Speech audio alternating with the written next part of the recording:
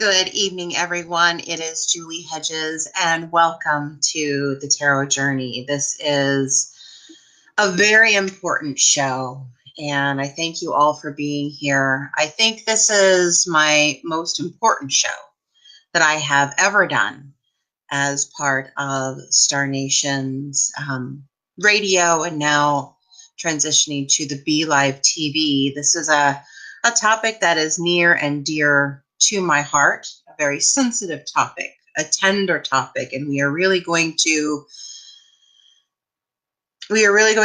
explore and discuss, but support you, support the audience, support each other in telling our stories. The topic tonight is Say Something, Voices Over Violence. And it was put on my heart by Spirit to do this. And I knew that I needed to have some good support here. And I have two wonderful ladies who have donated their time this evening to talk about this topic of abuse and violence and sexual assault, and what happens when we speak up, what happens when we don't speak up, what happens when we watch others who have spoken up, and when we are supporting those who are speaking up. So, sorry, I have an itch there. I have two wonderful ladies with me, and I just want to give the disclaimer that the information here may bring up some personal issues and concerns and challenges that you have. So please be very aware of your own self-care, and engage your spiritual team, engage your friends, and engage any support personnel who are part of your life, part of your team, those that you go to for one-on-one support. And know that if this is really triggering some things in you, maybe this discussion could be put to the side.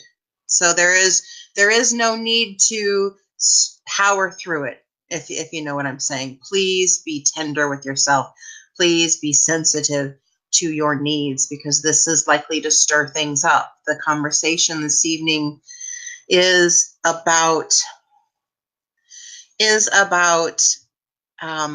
wholeness and wellness. And although this is a very timely topic that is playing out in our national stage, it is not relegated to the United States. It is all over. It is all time, unfortunately. But I do want to be very clear that you're going to be talking about this, discussing this in terms of the energy, in terms of feelings and experience, and not at all about what hat you wear, what team you're rooting for, what flag you're waving, or what party that you affiliate with. So I do want to make sure that is put to the side as we are talking this evening, because I want everyone to be included. I want everyone to feel as safe and as comfortable as possible to bring their stories forward, if it's comfortable for you to do so, and to be heard. So I would like to introduce my wonderful guests, who are psychotherapists with many, many years of experience. And they are also wonderful spiritual leaders. So they can talk to us and support us in those many realms: the mental, the spiritual, the emotional, and physical, to get us to resources that we might not have thought of, especially if we are in the midst of dealing with the traumas. So thank you all for coming online this evening. And let me introduce my two guests. While I'm doing that, I would ask you if you would like to share it on your timeline, share the show to groups who allow live feeds. anyone you think might benefit from this particular discussion. So I'm going to find the live stream on mine so I can see our comments scrolling up. So let me find the live stream right now. I don't often do this. Where is the live stream? Let's see if it's going to come up for me on my phone. So here we have Holly is in the chat room. Rob is in the chat room. Who else is here? I need to move this chat. Rob is here. Tracy is here. Thank you all for being part of this. And so let me introduce my wonderful guests. And I want to thank Neshi for producing tonight. So she's doing all the levers and pulleys so I can just talk to these wonderful guests. First up, I would like to introduce Ms. Terry Ruelle. She has been practicing psychotherapy for 32 years, working with individuals and specializing in women's issues. She's a licensed master's clinical social worker with extensive experience with substance abuse and mental health. She does acupuncture detox. She's also an EFT practitioner, a registered NADA trainer, and you can tell us what that is in just a minute, Terry.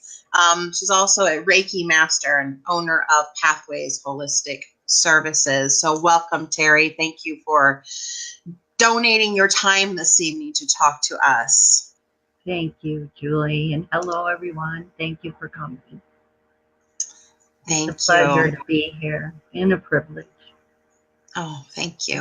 Mm-hmm. And let me also introduce our very own Nicole Fix. She is a writer for Star Nations magazine. She has a background in counseling with individuals and families, and she has her own private practice, Eastern Door Counseling, LLC. She's a limited license master's of social work and works in a crisis stabilization hospital. As I said, she does write for Star Nations magazine. Her column is about emotional health, so that's perfect. Along with her background, she is a Reiki master, an Amadeus healer, and her personal philosophy centers around transforming personal and collective darkness through the power of love. I just love that.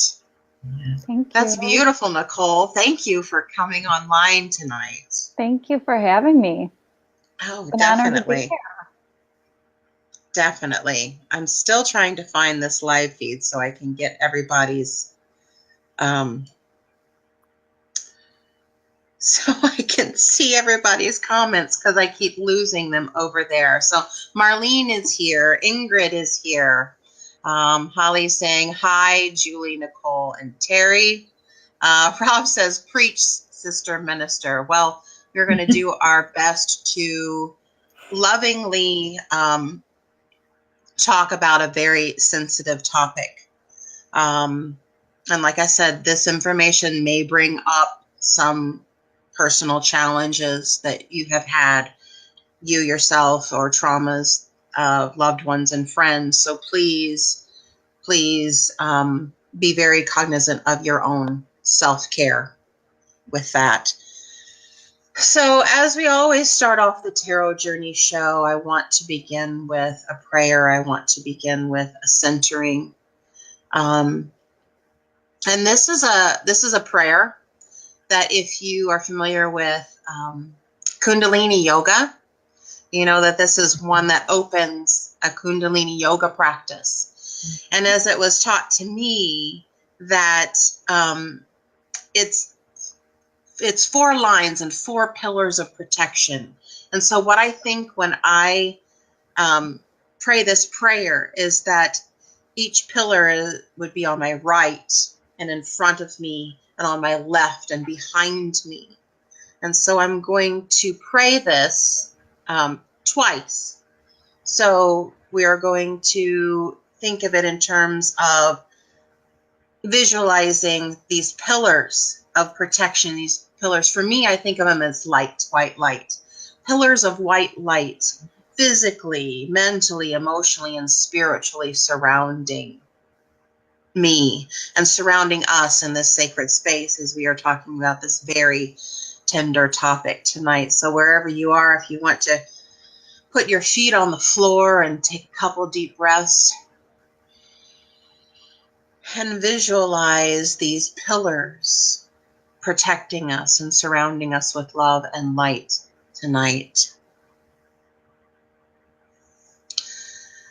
Agre name,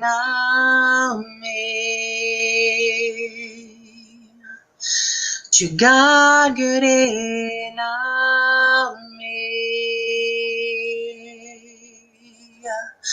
Sadgre name,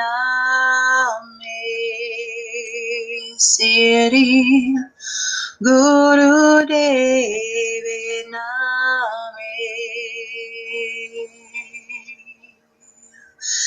Agre name,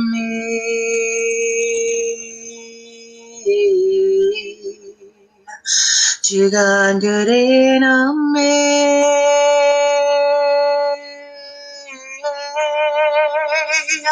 Sadgre name,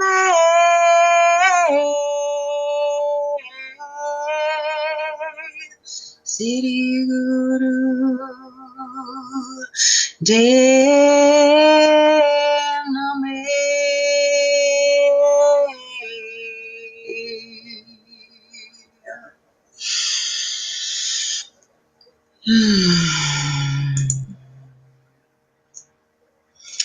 Amen. Thank you. And so we are surrounded with light. And thank you, Rob, for putting those words in the chat room. So if you're interested in knowing exactly what we sang right there, it's the Ad Gare. Anne is here. Mary Anderson is here. Minnie is here. Thank you. Stacy is here. Wow. Thank you all for coming in this evening. Terry and Nicole, I read a statistic that every 98 seconds, someone in the United States is sexually assaulted. Let's see here.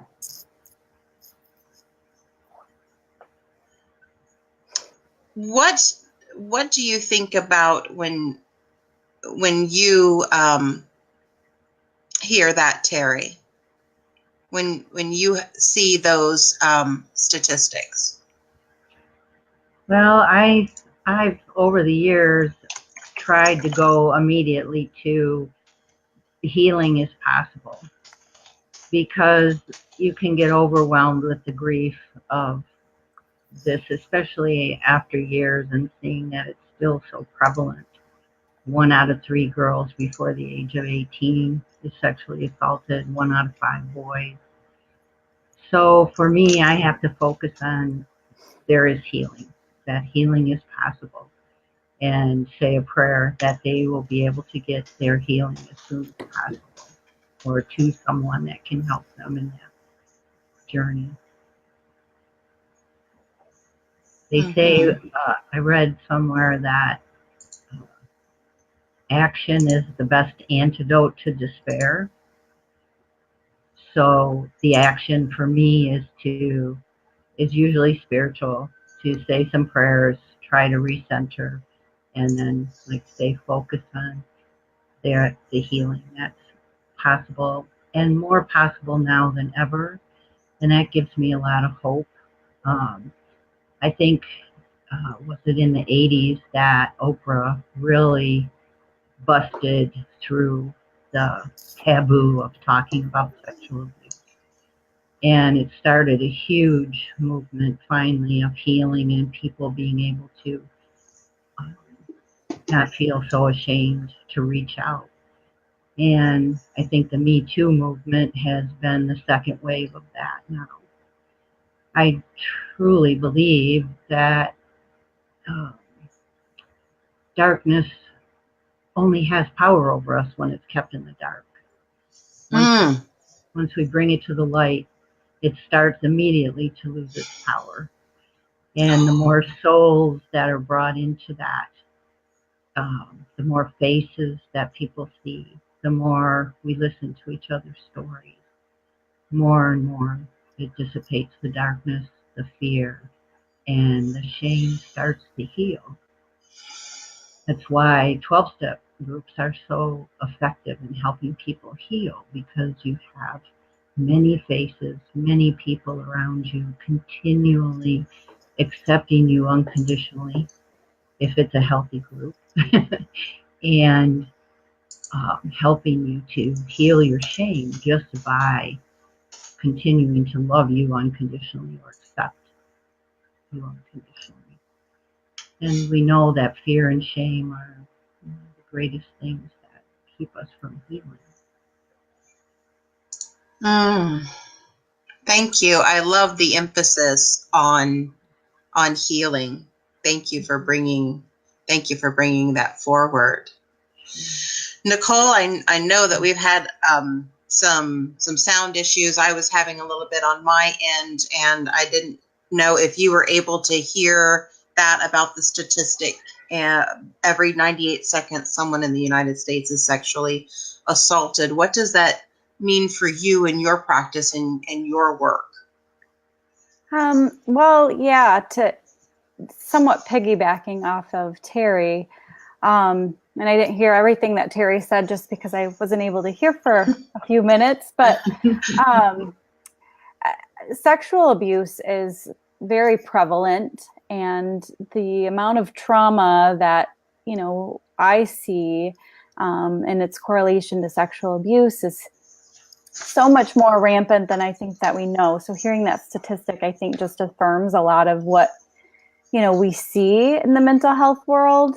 And one of the things, with this, the wave of the Me Too movement, and women, as they become more, as we have one courageous leader really share her story, it gives other women more support and courage to share hers.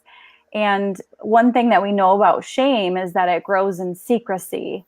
And I think that as these more and more people are starting to come out and say, that's not okay, I want to hear your story, we've got this wave of empathy that's connecting us all through being able to hear and listen, and this, I believe you, and I want to hear more.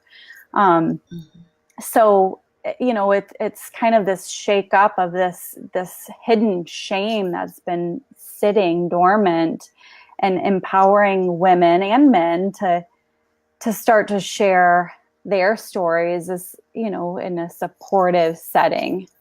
And that's one of the things I think that works so well with therapy, is being able to have just that relationship and that place to safely talk about some of these things that have been hiding in the dark, and, like Terry said, bringing them to light so that they can heal. It's huge. Thank you. Beautiful.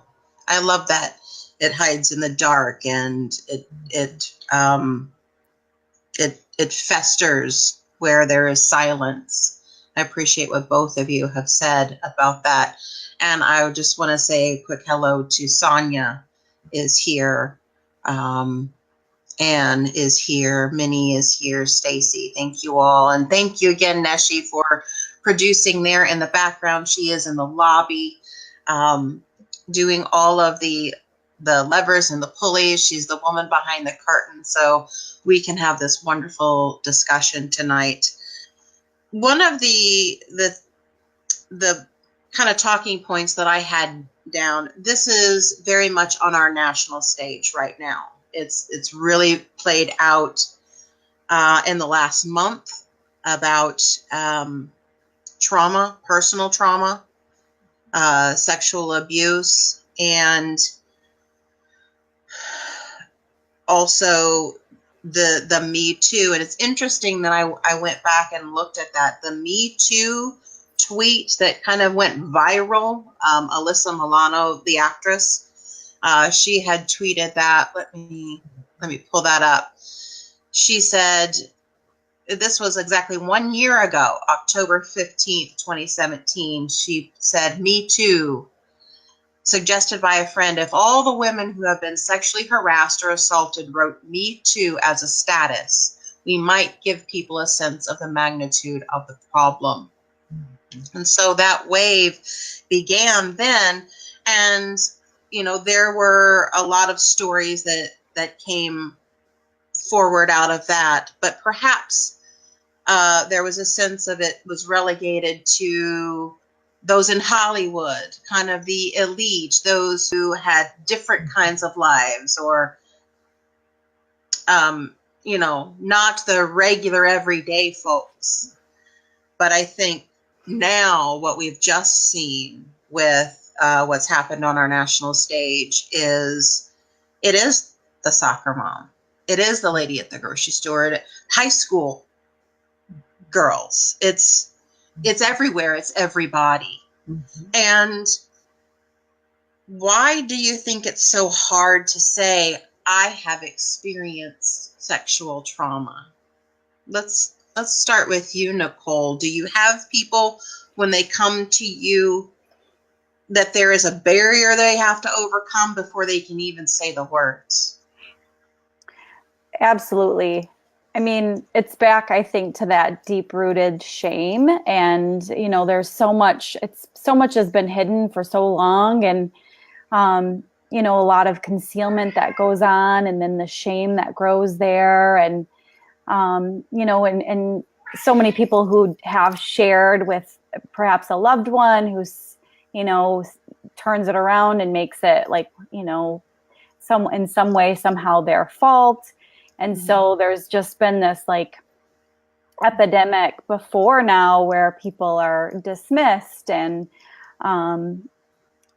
or feel responsible. And so they want to, you know, take away that factor of feeling ashamed as they bring it up. So it also hasn't, you know, the norm in our society has been to not talk about it and to not, you know, share those things. So there's a big vulnerability in bringing it up. Mm-hmm. Thank you. Thank you for that. And Terry, let me ask you the similar question. When people decide that they need to have some extra help for some things in their lives, is there a barrier with them to bring forward that kind of story? Do you have to dig to get to the root of that, or do you think people, when they have a safe place like that they can open up? I think that's a huge difference, and thank you for starting us off by creating a safe container. I think that's essential. It's so important. I mean, if we don't feel safe, how are we going to be able to, you know, walk into that darkness, face the things that are the most scary, the most painful, and the most shameful? I think some of it is cultural, some of it's what we learn in our families. I mean, we live in a culture that really, we get a lot of messages that you're always supposed to be in control of yourself, and you're supposed to be able to take care of yourself, and if you don't, then you must have done something wrong. I mean, it can start at just such a, you know, that kind of level. And then, you know, being assaulted sexually is the most vulnerable a person can feel, other than totally life-threatening. But in a way, it's spiritually life-threatening, because your sexuality is your so much a part of who you are, that it can make you feel vulnerable in your soul.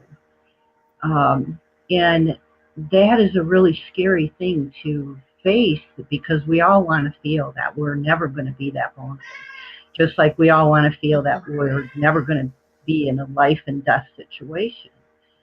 So one of the first things we have to do is make sure that we create a very safe, or the person can help themselves create a very safe place to be able to go into those feelings. And that's one of the things we do in therapy. We start right off with creating a space in your home that is going to be your safe place where you can go and journal and do your work, where you feel you have all the things that you love around you that make you feel safe, that remind you that you're okay, that you didn't do anything wrong. So there's a lot of different things that we can do, but I think that's where we have to start. Thank you. Thank you. I know that with these recent confirmation hearings, and particularly talking about Dr. Ford and her bringing her story forward, it really, I think, opened a lot of wounds. Marlene is saying in the chat room, it can take years for someone to truly love in an intimate way. Yes, because that creative center, the sacral chakra, is also our reproductive center. So bringing forth life is bringing forth our own lives as well. And to have that violated, to have that traumatized in one factor, having that experience, and then I think what we have seen is one woman is telling her story, there is a wave of, like, the shell's broken open for a lot of others. And then there's also this backlash. So I think we've seen a secondary hit. It's one to experience the trauma, and then to experience, how do I want to say, to experience additional abuse by,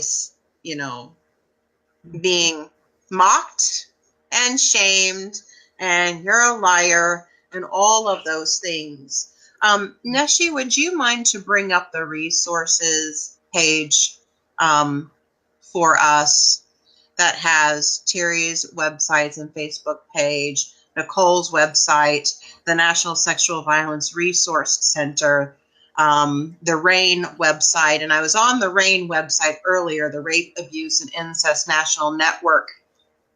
And according to this Time article, it says that they had a 338% uptick of reports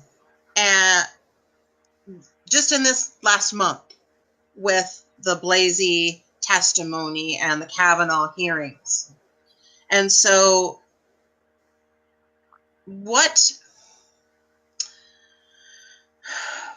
can we maybe share with someone who is a victim or who loves a victim, who is watching this person maybe floundering, or you yourself are floundering or shell-shocked, or whatever it is, seeing this play out in a national stage? Maybe it feels like your own story playing out, and you're seeing all of the backlash and the reintroduction of the pain and the trauma. Am I making sense with my question there?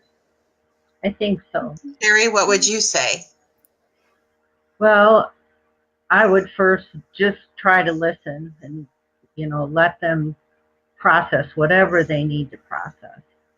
And reassuring them that victim blaming is always wrong.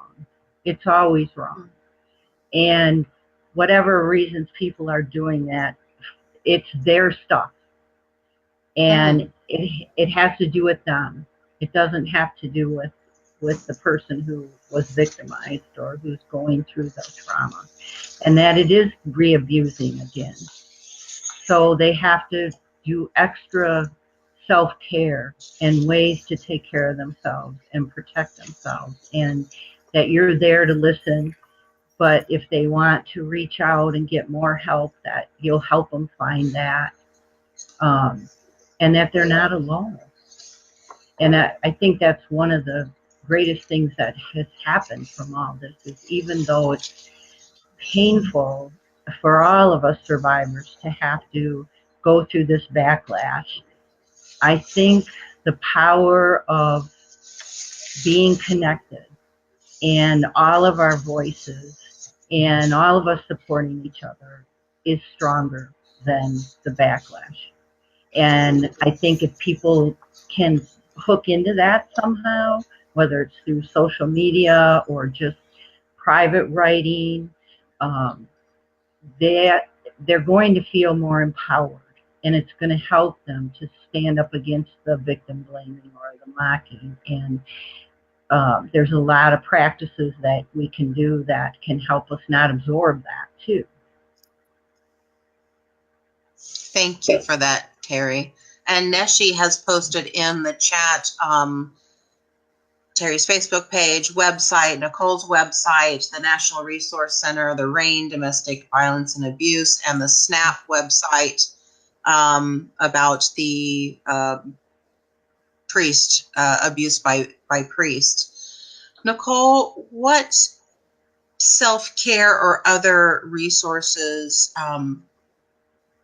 do you feel are important when someone is re-experiencing their trauma after possibly watching it play out on this national stage? What are some of your ways that you like to coach and work with people? Yeah, and you know, Terry was talking earlier about just the importance of safety. And so like any kind of trauma like that, especially a sexual kind, it's, you know, one of our most vulnerable aspects as humans. So just really honoring, I think, whatever comes up with in a safe way. So whether that be using a positive support, someone that you can talk with openly and honestly with about your feelings, that's going to listen and validate, you know, one's story without trying to like judge or dismiss. Because associated with that trauma is typically so much criticism, like inner criticism and outer criticism. So I think, you know, having like that external support, but then also I really focus on this self-compassion and really challenging more of the critic with a compassionate voice and nurturing ourselves in that way. And doing whatever will bring us some tidbit of compassion and how we care for ourselves. So whether that be taking, you know, an Epsom salt bath or getting a massage or walking the beach or, you know, baking, something that's going to like really balance out the pain to help us manage whatever's coming up. But I think being able to process those emotions, those thoughts safely with the positive support, with professional support, but having a way to honor, acknowledge the emotions that are coming up is crucial, while also maintaining safety by performing some act of self-care. Thank you. Thank you for some of those very specific ways that we can think about that. For myself, I know that in a space of I'm hurting, I'm floundering, I don't know where to go next, I have been triggered, I had to pull over myself. I was headed up to Wisconsin last week, right as the hearings were concluding and the Senate was taking a vote. I had to pull over on the side of the road, and I had a great big fat ugly Oprah cry, a soul crushing heaving sob cry, because of all of the things that were stirred up for myself and where I have been in a personal healing journey, and then to see it play out as it was and feel a re-experiencing of all of the critic as, you know, out there focused on me. And I think it's important, and offering this for those who are in the chat room watching live and watching through the archives, coming up with your own self-care toolkit, like an emergency kit, so that when you are having this big fat ugly Oprah cry and you're on the side of the road and it's heaving sobs and you don't know what to do, there's not a lot of capacity, we'll say, to think straight. I knew enough not to keep driving. So what do you do? So I like the breath practice that Denise has taught, Denise Iwana, breathing all the way in to the tips of your toes and beyond, and exhale, and then breathing all the way to the tips of your fingers and beyond, and all the way up to the crown of your head and beyond. And it takes 30 seconds to do that, but that's a way to just kind of bring it together. And then when I get to a place where I can take an Epsom salt bath, I'm all over that. I love those Epsom salts, and I love that lavender. And I have personally used, writing has been a catharsis for me. I even started my own poetry website, juliesoliloquy.com. And so that has kind of just poured out of me since I began going down the rabbit hole, as I call it, last year. So that writing is very important to me. So it is one of my go-tos. Now, Nicole, you are a Reiki master and an Amadeus practitioner. Are those some modalities that you use in addition to your counseling services?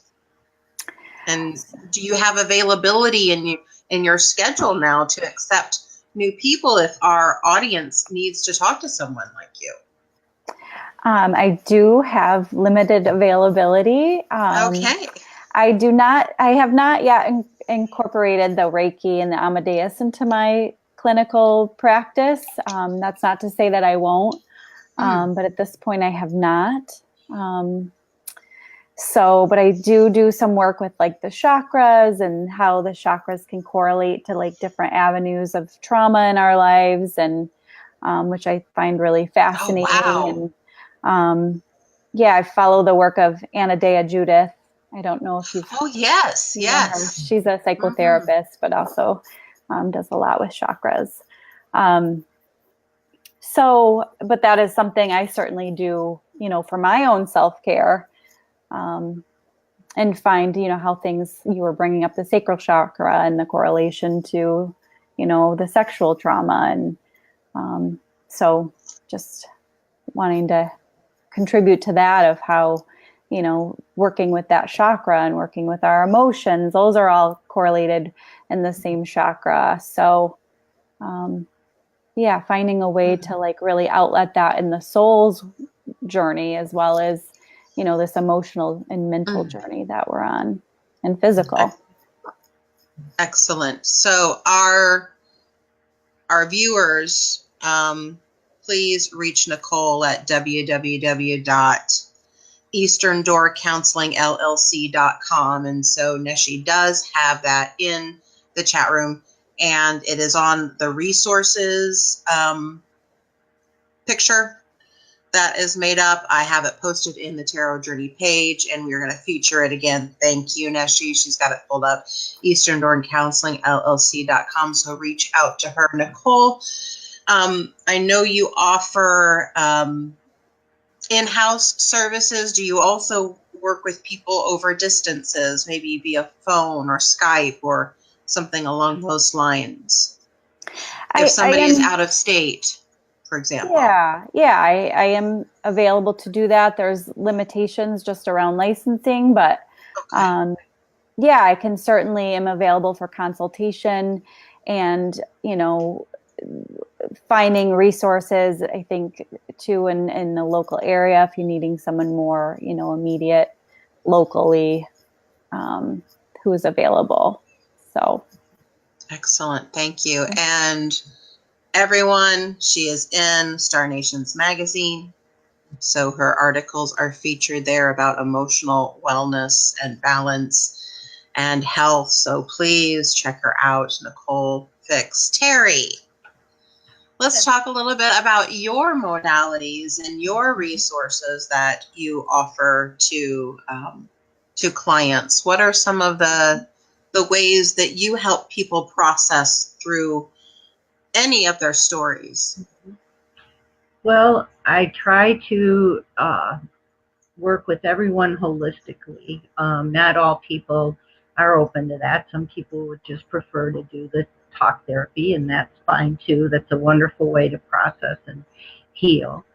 But I like to combine it with the acupuncture and the Reiki the best, because the acupuncture works to help turn off that fight or flight button, which is one of the PTSD symptoms that a lot of trauma survivors experience, because it is a life-threatening sense that happens to your body when you're assaulted.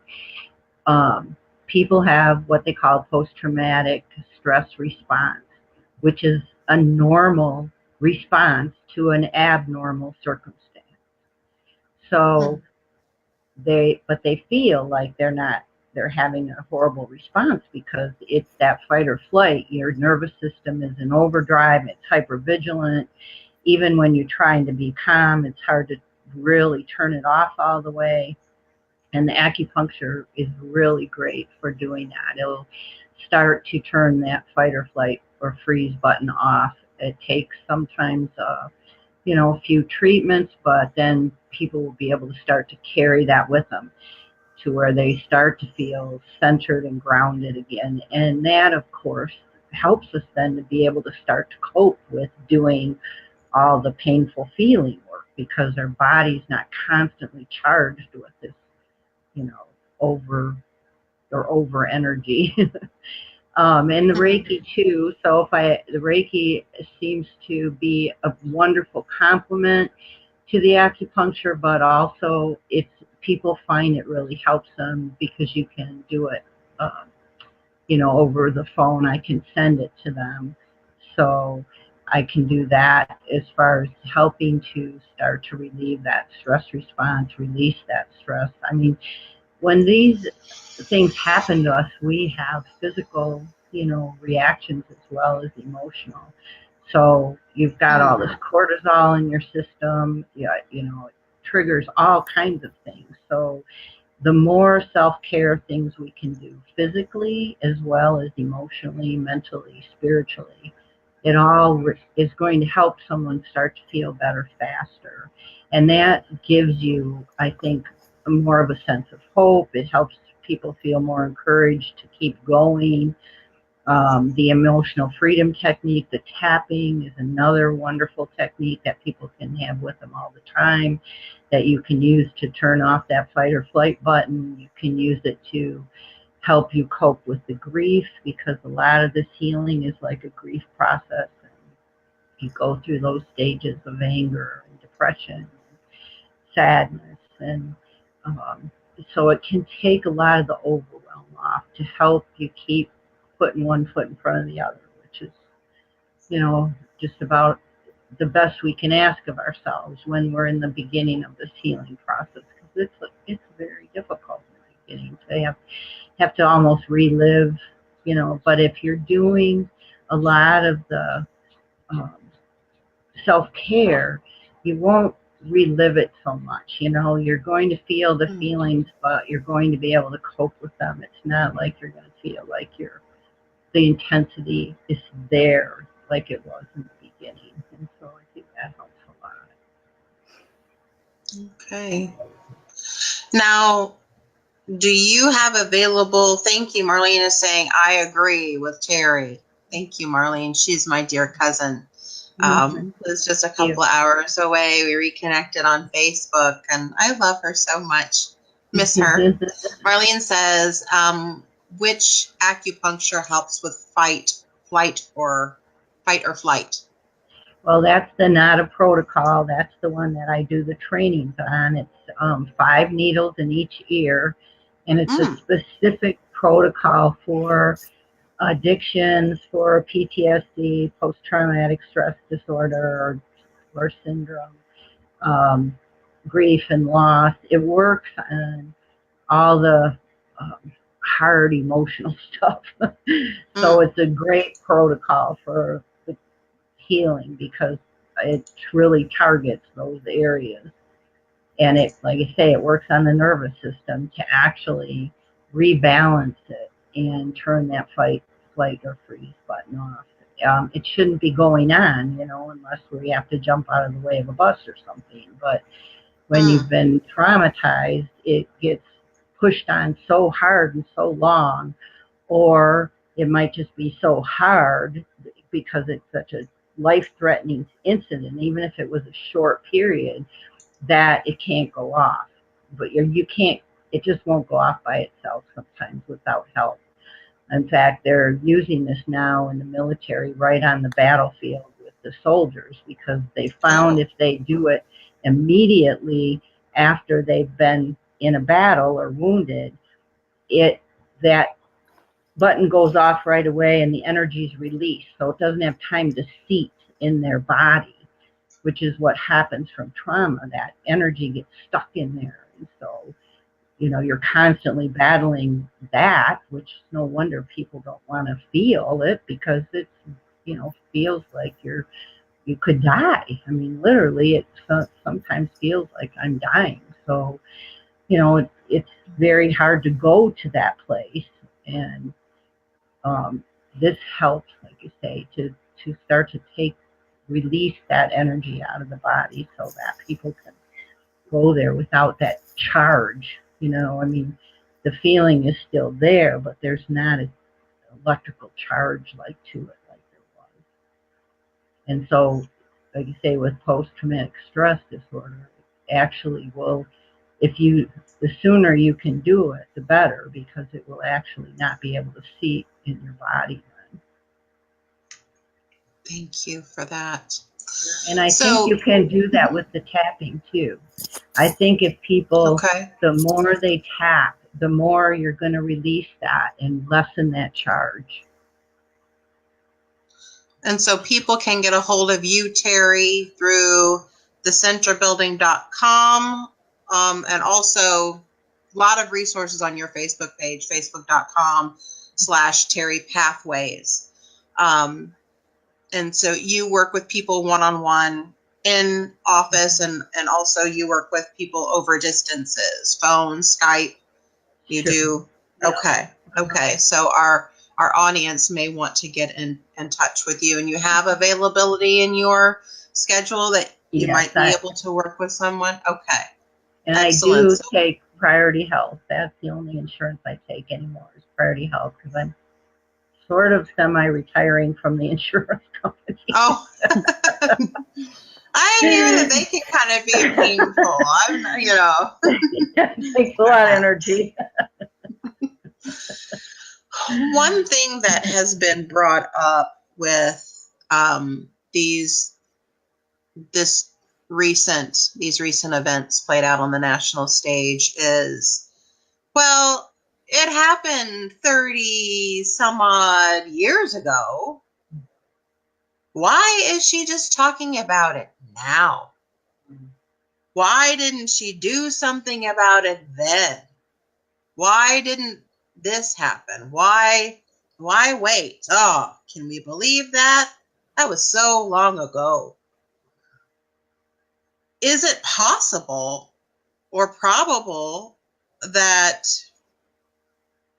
it's a big deal now, even though it happened 36 years ago? I think that's what it was. Her story, I'm talking about Dr. Christine Ford, experienced this when she was in high school. I think it was over 30 years ago. Is it possible, Nicole, for something like that to just all of a sudden come out of nowhere? What say you to people who are asking those questions? Well, I'm guessing, and then I think she even addressed this, Dr. Ford herself, but she has been talking about it with people that have earned the right to hear the story. And that's not good. Something that I think she would ever publicly have shared, but for the fact that her, you know, the perpetrator is someone that's being confirmed to the Supreme Court. So I can guarantee you that if anyone's, you know, who you're accusing of doing this, we're going to be seated on the Supreme Court, one may vocalize in a different way than sharing it with a professional support and close friends and family. So I'm very much guessing she's been talking about this. She's been dealing with it. She's been healing it, if not having already done all of that. But considering the significance of his appointment, she felt compelled to share it on a public level. Mm-hmm. Thank you. Thank you for that. I love what you said, that she's been probably working on it with people who have earned the right to understand that story, to have that part of her vulnerability and to see her through that darkness into the light. Thank you for bringing that up. Yeah, and just saying, you know, for anyone that's experiencing and feeling like, should I be sharing my story? I mean, that's such a personal decision, because there are so many vulnerabilities and one to be explored with, you know, utmost thoughtfulness and consideration for the impact that it may have on, you know, one's ability to function through that. But her case is extreme. Yes. So, yeah. Thank you for that. Another part of this whole public stage that we have seen is the assertion, I suppose, that young men are now extremely vulnerable because of the possibility that they could be accused of rape now. And there are some who are really concerned about that, Terry, and others are kind of shaking their head. But in your practice, in your experience, how prevalent is it that the folks that you've worked with have been accused of rape and need services to heal that? Does that my question kind of make sense? Yes, yes. Okay. And I have never encountered that. The percentage of a false accusation is less than 3%. And that's of the 65% of people who even come forward. So, you know, I've had people approach me about that. And what I say to them is, I have 3 sons and 5 grandsons. And the statistics are much more what my worry should be, that they could be assaulted before the age of 18, my grandsons, than they could ever be accused of, you know, false accusations. So, you know, I think there's a lot of people who, you know, the fear mongering and that's being put out there is really way out of proportion to the reality. I'm not, you know, to never take away from anybody who may have been through a false accusation, but that is a very, very rare. And less than 3%. Some of the statistics say 3 to 8%. Some of them say 2%. They've kind of settled on 3%, but like I say, that's even of the 65% that we think even ever come forward. So if we knew, the 100%, it might even be less than that. Wow. Well, and if I may add, I mean, Yes. I like how Terry talked about, like, her sons or grandsons are more likely to be victims themselves. And I think that's really important to emphasize, that men are also victims of sexual assault and abuse and trauma, a lot more than discussed and talked about. So, this isn't, this is both sexes that are being, affected here. So it's much more prevalent than the false accusations for both genders. Thank you for bringing that out. Yes.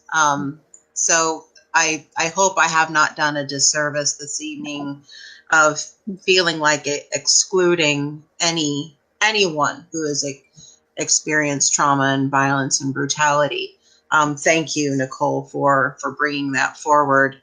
And I agree with you. I think that there is the stigma and maybe a machismo or whatever, or just you are supposed to be able to take care of yourself. And I know that's one thing that you talked about earlier, Terry, that keeps people from opening up or feeling safe to open up, like, I should be able to handle this, I should get this. Dina is saying it's so crazy how people don't believe you. Family doesn't really know how to deal with it because they have to look at their own stuff.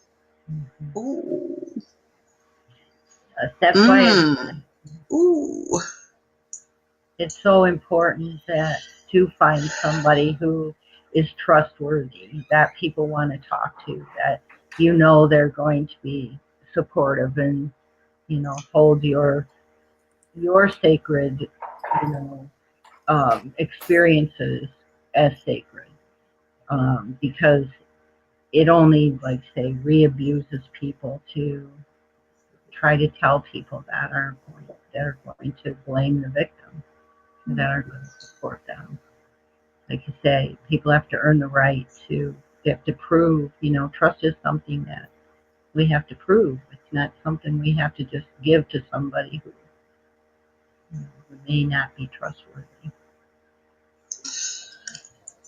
I know that every story is different. Rob is saying people who have never experienced it love to tell people to get over it. Yeah, it was in the past, or it was when you were young, or it's whatever. I know that every story is unique, every person and every journey is unique.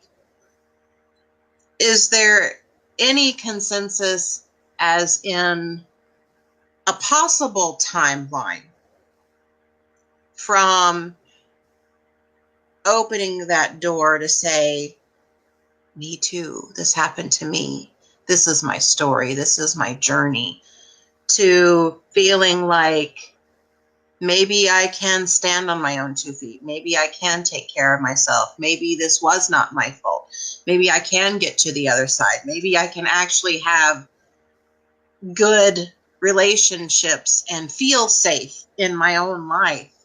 Is there any kind of large window, small window of saying from the beginning of your journey to, hey, maybe I can make it?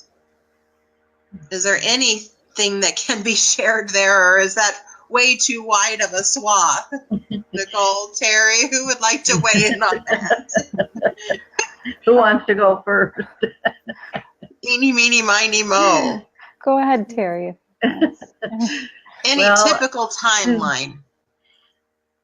Well, if I could tell you that I had a lady who was in her 80s who told me of sexual abuse and assault for the first time in her life. She had never told anybody. So she had her whole lifetime of experiences of how that had affected her, where it had blocked her in her life, the losses, the many, many losses she felt because it had stopped her from so many things. And then, of course, the loss itself of being abused. So the grieving process for her was, several grievings about different things. But yet she said it was so liberating, it was worth the grief. Oh.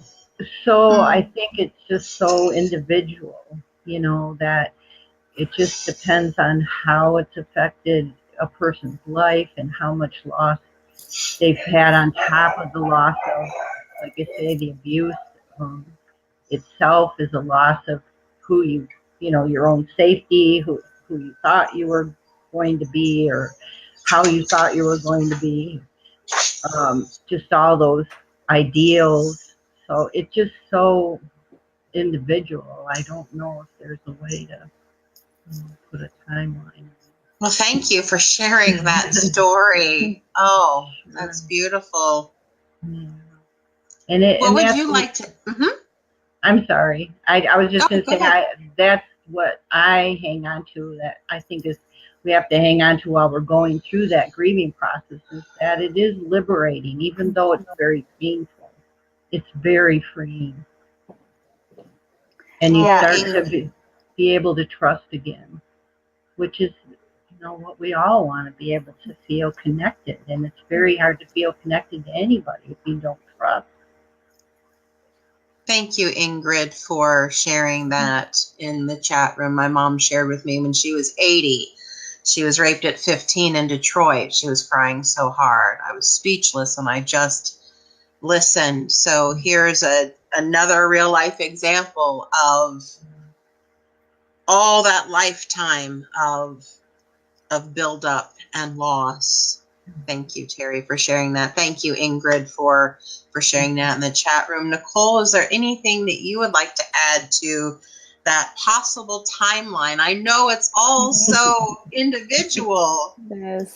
Yeah, I work with people in crisis often, and I have seen people who it's coming up fast and furious, but they're in a place where they're safe enough physically and emotionally where they want to put it on the table. And some of the most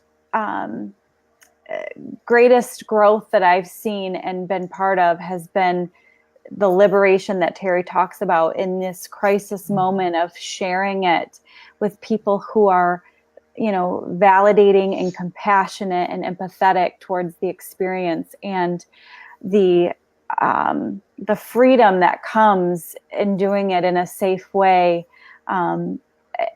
You can just feel the energy of it all happen, and it's like shedding away of these layers that have been defining how someone is, seeing him or herself. So, whether it be at a younger age or an older age, at a slow pace or a fast pace, there is no right or wrong answer. It's just really being gentle and using, your own intuition and ensuring safe supports to do it. So, but knowing that there is the tremendous amount of liberation and freedom that comes in doing it. Wow. Thank you both for being so encouraging to show someone that there is light beyond that door of darkness that maybe has them trapped or a loved one trapped in that. Dina's saying it's an onion too, layers and layers. And when you're in a safe relationship, the depth of trauma resurfaces, but cleansing. So thank you. Beautiful. Wow. I want to thank my two guests this evening. Thank you, Nicole, for your expertise and your beauty and your insight. And Terry, thank you for all the wonderful gifts that you have brought forth and the support that you offer us. And I want to close out with, I'm calling it a prayer, but you might think of it as a poem that some of us know. And Neshi, I would ask, could you bring up the photo of the woman with the wings, please? Yes, when you stand up in front of the whole world unafraid to express your truth, you clear an easier path for others to do the same. And so this prayer, this poem that I'm going to close us with, it'll take me 98 seconds to read this. And in those 98 seconds, I remember at the beginning of the show, it said every 98 seconds someone in the U.S. is sexually assaulted. But I offer this as a prayer as we are all together in this sacred space. And this poem is being shared. This prayer is going out, that not this 98 seconds.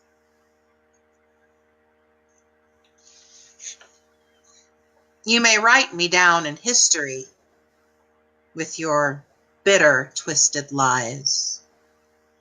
You may trod me in the very dirt, but still, like dust, I'll rise. Did you want to see me broken?